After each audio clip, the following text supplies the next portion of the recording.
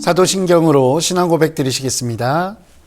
전능하사 천지를 만드신 하나님 아버지를 내가 믿사오며 그 외아들 우리 주 예수 그리스도를 믿사오니 이는 성령으로 잉태하사 동정녀 마리아에게 나시고 본디오 빌라도에게 고난을 받으사 십자가에 못 박혀 죽으시고 장사한 지 사흘 만에 죽은 자 가운데서 다시 살아나시며 하늘에 오르사 전능하신 하나님 우편에 앉아 계시다가 저리로서 산 자와 죽은 자를 심판하러 오시리라. 성령을 믿사오며 거룩한 공회와 성도가 서로 교통하는 것과 죄를 사하여 주시는 것과 몸이 다시 사는 것과 영원히 사는 것을 믿사옵나이다. 아멘. 할렐루야. 오늘 함께 은혜 나누실 말씀은 사도행전 12장 1절부터 3절까지의 말씀입니다. 신약성경 207면에 있습니다. 사도행전 12장 1절부터 3절까지의 말씀입니다. 신약성경 207면에 있습니다. 사도행전 12장 1절부터 3절까지의 말씀을 다 찾으신 줄 알고 제가 봉독해 올리도록 하겠습니다. 그때 헤롯 왕이 손을 들어 교회 중에서 몇 사람을 해하려 하여 요한의 형제 야고보를 칼로 죽이니 유대인들이 이 일을 기뻐하는 것을 보고 베드로도 잡으려 할세 때는 무교절 기간이라. 아멘.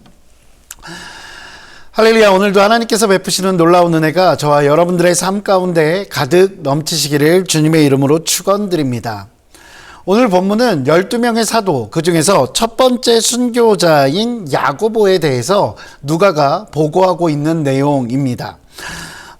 이미 예루살렘에서는 끊임없이 기독교인들, 특히 교회 지도자들에게 많은 박해들이 존재하고 있었습니다. 왜냐하면 유대인 종교 지도자들이 예수님을 따르던 사람들, 즉 그 당시 초기 교회 기독교인들을 박해했기 때문입니다. 그 결과 기독교 역사상 첫 번째 순교자라고 할 수 있는 누구죠? 스데반 집사가 죽음에 이르는 그런 일들도 있었습니다. 그런데 사도였던 야고보의 순교는 스데반 집사의 순교와는 조금 그 성격이 다른 부분이 있습니다. 스데반 집사의 죽음이 종교적 탄압과 종교적 박해에 의한 죽음이었다라고 한다면 오늘 야고보의 죽음은 종교적이기보다는 오히려 정치적인 탄압에 의한 죽음이다라고 말할 수 있기 때문입니다. 야고보를 비롯해서 예루살렘 교회의 지도자들을 해하려고 했던 사람이 바로 오늘 성경은 헤롯 왕이라고 밝히고 있습니다. 이 헤롯 왕은 어떤 사람이냐면 예수님께서 태어나실 때 유대인들의 아이들을 전부 다 죽이라고 명령했던 헤롯 대왕이 있습니다. 그 헤롯 대왕의 손자인 헤롯 아그리파 1세를 의미합니다. 이 아그리파 1세 같은 경우는 로마에서 교육을 받았었고 그리고 나름대로 방탕한 생활을 합니다. 그래서 황제에게 말실수를 해서 죄수가 되기도 하고요. 그러다가 로마의 황제가 바뀌면서 일부의 땅들을 이 사람이 할애받게 되고 그래서 분봉왕으로서 그 역할들을 하게 되게 된 사람이 바로 오늘 헤롯 왕입니다. 이 헤롯 왕 같은 경우는 그런 어떤 정치적인 문제들이 많이 있었고 자신의 기반들이 그렇게 탄탄하지 못했던 과거의 이력들이 있기 때문에 스스로 굉장히 열심히 어떤 일들을 하고 인정을 받으려고 했습니다. 그 중에 한 가지가 무엇일까라고 생각해 보면 정치적 기반을 다지는 것입니다. 내가 다스리고 있는 지역, 그 지역이 정치적으로 안정되어서 스스로가 인정받는 것, 그래서 로마 황제로부터 인정받는 것이 이 헤롯 왕에게는 굉장히 중요한 일들이었을 것입니다. 그러다 보니 이 헤롯 왕은 자신의 어떤 그 헤롯 왕가의 다른 사람들과는 달리 유대인들과 굉장히 친하게 지내는 그런 모습들이 있습니다. 그래서 실제로 유대인들의 호의를 얻기 위해서 굉장히 노력합니다. 역사가 요세푸스에 의하면 그는 유대인의 의식을 엄격히 지키는 사람이었다라고 할 정도로 헤롯 왕은 유대인들과 관계를 굉장히 돈독하게 유지하려고 했습니다. 그러다 보니 유대인 종교 지도자들 또는 유대인 지도자들과 많은 만남을 갖고 많은 대화를 나누었습니다. 그렇게 많은 대화를 나누면서 12명의 사도를 비롯한 초기 교회 기독교인들이 복음을 전하는 것들 때문에 이 유대인들이 얼마나 많은 그 스트레스를 받고 자신들이 불만이 쌓이고 그런 것들에 대한 위험성을 느끼고 있는지에 대해서 아마 헤롯 왕은 들었을 것입니다. 그 종교 지도자들의 불만과 또한 걱정과 그런 것들을 들은 이 헤롯 왕은 유대인들의 환심을 사기 위해서 오늘 본문에서 이야기하고 있는 것처럼 교회 중에서 몇 사람을 해하려고 했던 것입니다. 헤롯 왕에게 그리고 유대인 종교 지도자들에게는 이런 어떤 본보기와 같은 사람들이 필요했던 것입니다. 그래서 그 본보기로 걸려 들은 사람, 실제로 본문 3절 상반절에 유대인들이 이 일을 기뻐하는 것을 보고 베드로도 잡으려 할세라고 기록되어 있습니다. 본보기로 누군가를 잡으려고 했고 그 중에 한 사람이 베드로였습니다. 그리고 그 이전에 바로 첫 번째 순교자, 기독교인 그 중에서 12명의 사도 중에서 첫 번째 순교자라고 할 수 있는 야고보가 바로 그 본보기에 걸리게 된 것입니다. 이런 의미에서 역사적 시점이나 혹은 유대인들의 시점에서 보면 결국 사도 야고보는 정치적 희생양이라고 할 수 있을 것입니다. 사람들의 마음을 기쁘게 하기 위한, 사람들의 마음을 풀어주기 위한 죽음이었고 선택이었습니다. 야고보의 죽음은 정치적인 기득권과 종교적 기득권을 지키기 위한 죽음이라고밖에 할 수 없을 것입니다. 그러나 과연 야고보의 죽음이 겨우 이 정도에서 멈출까요? 그것만은 아닐 것입니다.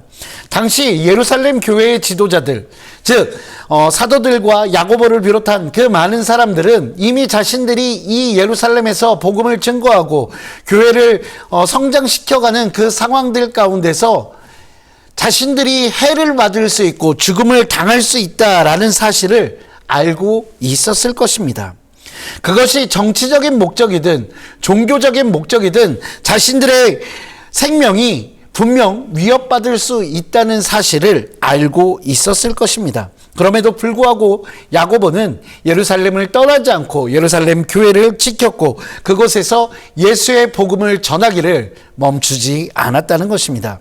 이것은 야고보의 죽음이 단순하게 정치적 종교적 탄압에 의한 죽음이라고 이야기할 것이 아니라 예수의 사랑을 전하고 복음을 전하기 위한 그 사명에 순종하는 죽음이었다라고 말씀드릴 수 있는 것입니다. 그렇게 우리는 야고보의 죽음을 순교라고 부르는 것입니다. 12명의 사도 중 가장 먼저 죽은 사람은 가롯 유다입니다. 그러나 그 가롯 유다가 죽었을 때 그 빈 한 명의 사도의 자리를 채우기 위해 그들은 다시 회의를 하고 한 명의 새로운 사도를 세웠습니다. 그러나 야고보가 죽은 이후에는 그런 모습들이 나타나지 않습니다. 그 이유는 여러 가지가 있을 것입니다. 이미 교회가 뿌리내리기 시작했기 때문에 굳이 사도들이 더 필요하지 않았거나 또는 사도를 뽑지 않아도 되는 상황이었을 수도 있습니다. 그러나 저는 이런 이유가 아니었을까라고 생각합니다.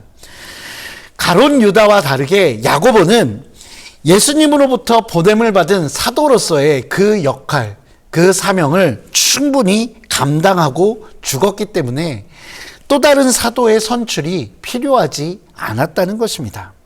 그의 죽음은 성도들에게도 하나님께도 성도로서 사도로서 인정받는 죽음이었다는 것입니다. 다시 말해 그의 죽음은 오직 주님을 위한 죽음이었던 것입니다. 사랑하는 성도 여러분, 오늘 본문에 등장하는 헤롯 왕은 자신의 어떤 선택의 기준, 그 기준으로 자신의 영광과 사람들의 기쁨과 그리고 자신의 어떤 이득을 위한 선택을 했습니다. 그러나 반면에 야고보는 그렇지 않습니다. 사람들의 기쁨보다는 하나님의 기쁨, 하나님께서 허락하신 그 사명이 자신의 행동의 선택의 기준이 되었다는 것입니다. 그리고 그 기준에 따라 순교를 감당한 것입니다. 현재를 살아가는 우리, 저와 여러분들에게 죽음이라는 것 혹은 순교라는 것은 피부에 잘 와닿지 않을 수 있습니다. 그러나 여전히 우리에게도 끊임없는 선택의 시간들이 다가오고 그 선택에 있어서 너무나 중요한 기준이라는 것이 있습니다. 때로는 우리가 무엇인가 선택할 때 내 만족을 위해 기준 삼아 선택할 수도 있습니다. 때로는 다른 사람들의 기쁨을 위해서 선택할 수도 있습니다. 그러나 때로는 우리가 하나님의 기쁨을 위해 선택할 수도 있다는 것입니다. 그 많은 선택의 기준들 가운데 과연 우리의 행동을 정하는 그 기준은 무엇이 되어야 할까요? 사람의 눈치를 보는 것이 아니라 하나님의 시선을 의식하는 삶, 그것이 우리의 기준이 되어야 되지 않을까요? 사도 바울은 로마서 14장 7절과 8절에서 이렇게 고백합니다. 우리 중에 누구든지 자기를 위하여 사는 자가 없고 자기를 위하여 죽는 자도 없도다. 우리가 살아도 주를 위하여 살고 죽어도 주를 위하여 죽나니 그러므로 사나 죽으나 우리가 주의 것이로다. 예수 그리스도로 인해 새로운 삶을 살아가는 그리스도인으로서 무엇을 위해 살아가야 할지 고민하고 또한 하나님께서 기뻐하시는 그 기준으로 삶을 살아가시는 저와 여러분 되시기를 주님의 이름으로 축원드립니다. 기도하시겠습니다. 사랑과 은혜가 풍성하신 아버지 하나님, 감사합니다. 우리를 사랑하여 주사 하나님의 자녀 삼아주시고 우리에게 영원한 생명을 허락하여 주시니 정말로 고맙고 감사합니다. 하나님, 우리가 주님의 것으로서 우리의 삶의 많은 선택의 순간마다 사람의 눈치를 보며 선택하고 또한 내 이득을 위해 선택하는 것이 아니라 오직 하나님의 기쁨을 위해 그것을 기준 삼아 살아가는 진정한 그리스도인 될 수 있도록 주께서 인도하여 주시옵소서. 하나님, 우리의 마음이 흔들릴 때마다 성령님 함께 다가와 주시고 성령님 우리의 마음 가운데서 우리의 마음을 주장하사 늘 하나님을 향해 걸어가는 귀한 믿음의 백성들 될 수 있도록 주께서 인도하여 주시옵소서. 주님 감사합니다. 이 모든 말씀 우리 주 예수 그리스도 이름으로 기도합니다. 아멘. 하늘에 계신 우리 아버지여, 이름이 거룩히 여김을 받으시오며 나라가 임하시오며 뜻이 하늘에서 이루어진 것 같이 땅에서도 이루어지이다. 오늘 우리에게 일용할 양식을 주시옵고 우리가 우리에게 죄 지은 자를 사하여 준 것 같이 우리 죄를 사하여 주시옵고 우리를 시험에 들게 하지 마시옵고 다만 악에서 구하시옵소서. 나라와 권세와 영광이 아버지께 영원히 쌓옵나이다. 아멘.